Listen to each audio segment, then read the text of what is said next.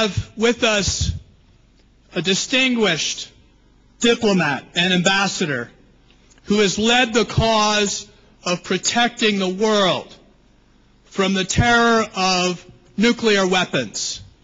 He has been the United States Special Envoy for Nuclear Nonproliferation, Undersecretary for Arms Control and International Security, and has worked his whole life to coordinate the prevention and deterrence and defending the United States and the rest of the world from weapons of mass destruction.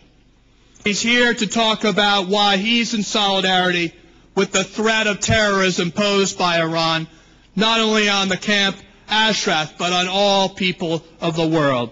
Let's give a great round of applause to Ambassador Robert Joseph.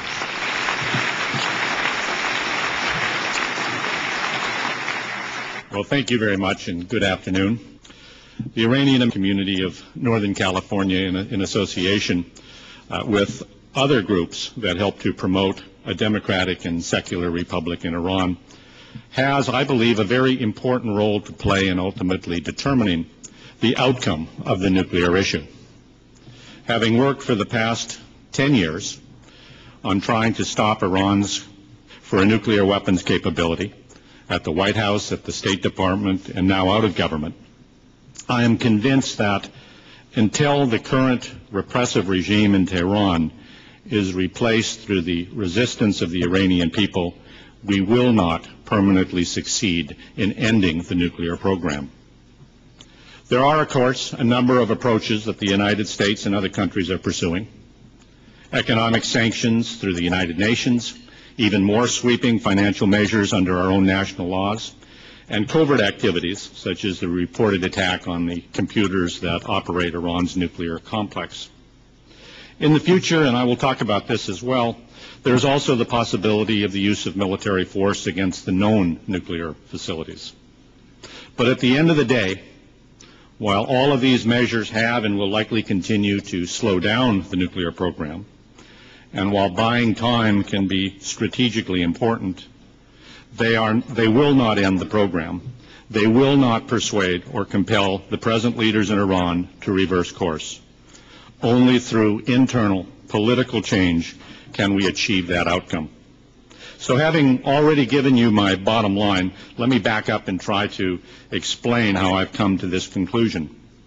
I'll start with an overview of Iran's nuclear program, highlighting what are the most disturbing aspects of the latest IAEA report, which received worldwide attention from the media after its release last week.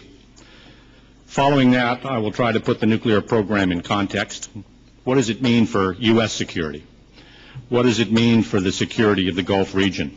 Why does Iran want nuclear weapons, and how would such weapons affect the regime's policies and ambitions? So to begin, let me just briefly summarize the IAEA report, which is based on what the agency says is credible evidence gathered on the ground in Iran, as well as information from 10 other states.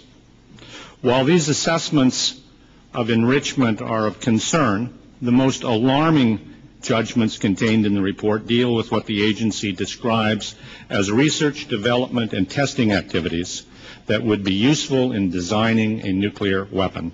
In other words, Iran is working on the building blocks for making atomic bombs. For an agency as cautious as the IAEA is, that is a major step forward.